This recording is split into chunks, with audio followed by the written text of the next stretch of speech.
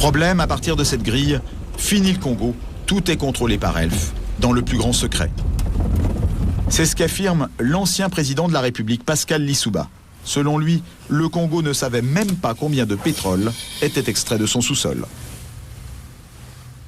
Nous ne savions rien de ce qui se passe et nous n'avons même pas la quantité du pétrole qui sortait de notre pays. Nous ne la connaissions pas.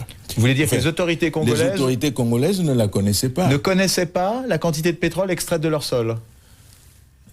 Par quel moyen?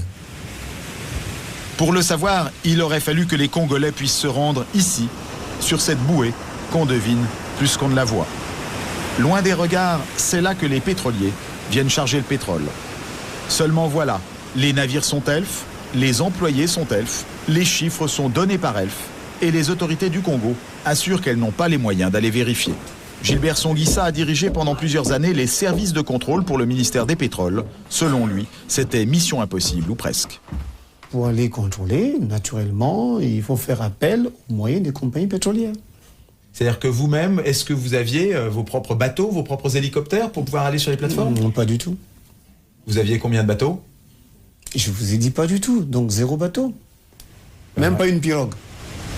Au large de ces plages, des quantités de pétrole importantes auraient ainsi été acheminées sans que les officiels congolais n'en soient mis au courant.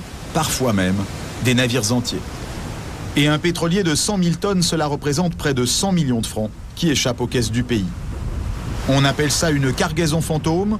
Interrogé sur la question, Loïc Le Floch-Prigent ne dément pas qu'il y en ait eu. Il y a des cargaisons qui sont produites et qui n'ont jamais été officiellement. Voilà. C'est des choses qui sont arrivées, bien sûr, dans le passé, quand les dispositifs de comptage n'étaient pas aussi précis que maintenant. Alors, on peut estimer qu'aujourd'hui, les dispositifs de comptage sont précis, du moins dans certains pays.